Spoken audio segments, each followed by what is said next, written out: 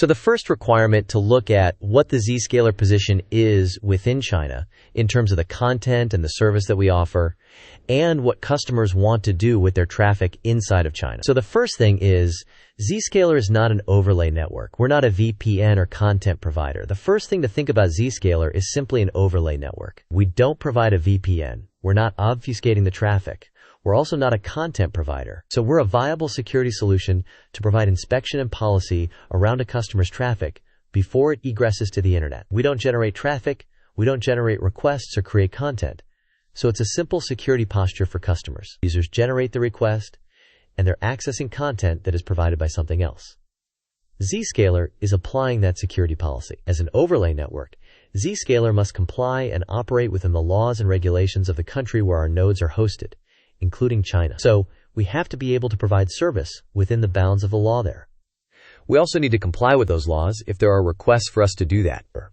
For us to operate our architecture there inside the data centers, we need to do that in a way where our IP address information is registered with the Chinese authorities for operating a service. And then it's important to understand that compliance and enforcement are the responsibility of the organization. So whoever is taking the service from Zscaler and the end user is making the request through the platform to access content. So we need to make sure that we provide the right tools to operate our service, to help customers maintain their policy, and comply with local regulations. So this is true of China, as well as every other country where we operate our nodes. We need to comply with their regulations, and users need to make sure that they're complying with their regulations as they consume service through the Zscaler platform, the same as if they were using an on-premises solution. So it's interesting to understand the technical and regulatory landscape within China. Generally, there are two different providers within China. China Telecom operates in southern territories, and China Unicorn operates in the northern territories. And these have very strange routing, as well as interesting connectivity and peering between the two of them. They're essentially two separate networks. Any traffic that is non-mainland, i.e., is not operating inside of China, egressing out of China, might be blocked or throttled by what is termed the Great Firewall. But the Great Firewall is not a single firewall to egress through. There are multiple distributed nodes, as you can imagine, for the throughput. You couldn't do this with one single device, so it's a variably distributed firewall environment across China. Zscaler needs to operate in mainland China. We need a specific license type to operate there, whether we're a IDC, a VPN, or an ICP. Generally, content deemed safe by the US might be forbidden by China. Both political news and gaming kind of websites might be blocked by this Great Firewall. Partners who provide their license, including Zscaler, must answer to regulatory requests. So they might ask us for source code, they might ask for logs, they might ask for packet captures. So we need to make sure that we are in a situation where we can operate within the law. So generally, it's relatively congested across China. It's congested to the internet gateway, so egressing out of China can be congested, so there are performance problems. It's not a fully meshed BGP peered network.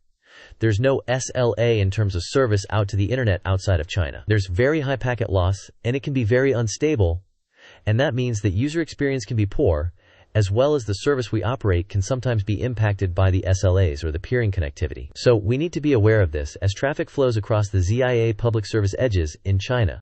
We're very flexible. Zscaler offers multiple connectivities for multinational organizations. Customers can use the ZIA public service edges that we have in China, Tianjin, Beijing, and Shanghai.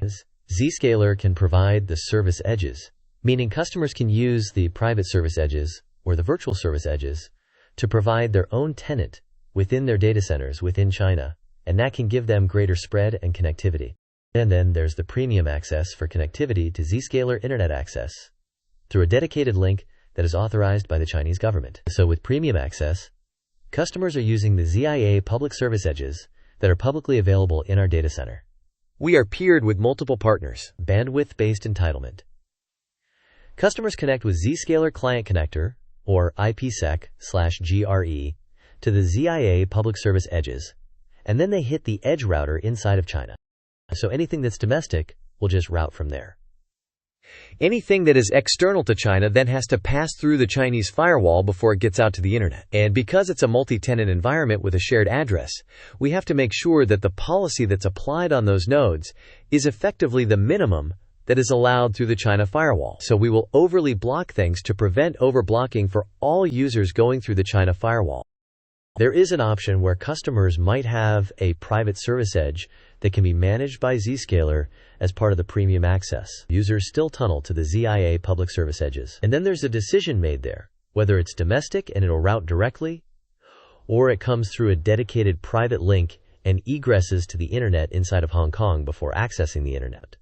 So as a premium access solution, we can provide this with additional caveats that customers will be able to sign off and work with the Chinese authorities to get approval to use this premium access solution.